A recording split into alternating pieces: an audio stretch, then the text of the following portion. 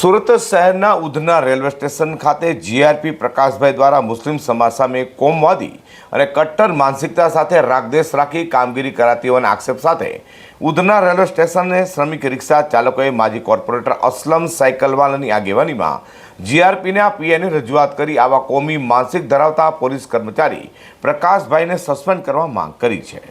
Surat railway station ખાતે railway પીઆઈને આવેદનપત્ર આપવા ઉધના રેલવે સ્ટેશન શ્રમિક રિક્ષા ચાલકો માજી કોર્પોરેટર અસલમ સાયકલવાલાની આગેવાનીમાં પહોંચ્યા હતા, જ્યાં તેઓએ જણાવ્યું હતું કે વર્ષોથી ઉધના રેલવે સ્ટેશન ખાતે કોઈપણ પ્રકારના ધાર્મિક કે સામાજિક ભેદભાવ વગર શ્રમિક રિક્ષા ચાલક તરીકે પોતાની કે ભાડાની રિક્ષા ચલાવી પરિવારનું પેટ રડીએ છીએ।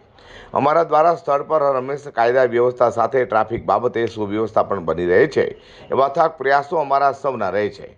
આજ દિન સુધી સ્થળ પર અમો રિક્ષા ચાલકોની પોલીસ ચોપડે કાયદા વ્યવસ્થા બાબતે કોઈ એફઆરઆઈ નથી, તેમજ અમે સૌ એકબીજાના ધર્મ સમાજ પ્રત્યે માન સન્માન જાળવતા છીએ।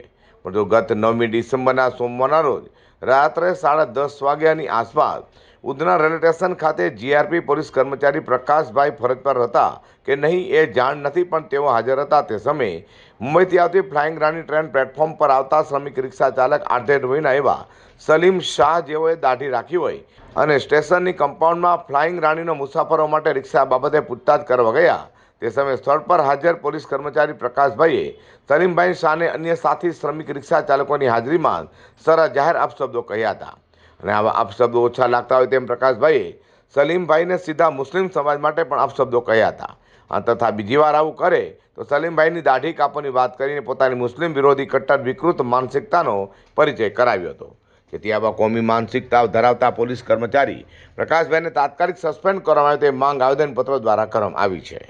આજ રોજ ઉધના રેલવે સ્ટેશન ખાતે જે શ્રમિક રિક્ષા ચાલકો છે, જેઓ પોતાની ભાડાની કે પોતાની રિક્ષા ચલાવીને પોતાના પરિવારનું પેટીયું રડે છે, એ રિક્ષા ચાલકોની રજૂઆત એટલી છે કે જે પોલીસકર્મી છે જીઆરપીના પ્રકાશભાઈ કરીને જે હર હંમેશ રિક્ષા ચાલકો પ્રત્યે ખૂબ રાગદ્વેષ રાખે છે ને એમાં પણ ખાસ કરીને મુસ્લિમ સમાજના જે રિક્ષા ચાલકો હોય એમની સાથે હર હંમેશા કોમી કટ્ટરવાદી વલણ રાખે છે। અને ગત તારીખ 9/12/2024ના રોજ એમને જે મારી બાજુમાં ઊભા છે એવા સલીમભાઈ શાહ, જે આધેડ વયના વ્યક્તિ છે, જે શ્રમિક રિક્ષા ચાલક છે, જે પોતાના પરિવારનું પેટીયું રડે છે, એ રિક્ષા ચાલકને નાની બાબતમાં ખૂબ જાહેરમાં અપશબ્દો કહ્યા અને અપશબ્દો કહેતા હોય, ગાળો બોલતા હોય એટલું ઓછું લાગ્યું તો એમને સીધા મુસ્લિમ સમાજ પરથી ગાળો આપવામાં આવી અને એમને જાહેરમાં કહેવામાં આવ્યું કે તમારા મુસ્લિમને તો દાઢી કાપી લેવી એ જ સારું પડે। એટલે આવી કોમી કટ્ટર માનસિકતા ધરાવતા વ્યક્તિ સરકારી તંત્રમાં ફરજ બજાવે યોગ્ય નથી।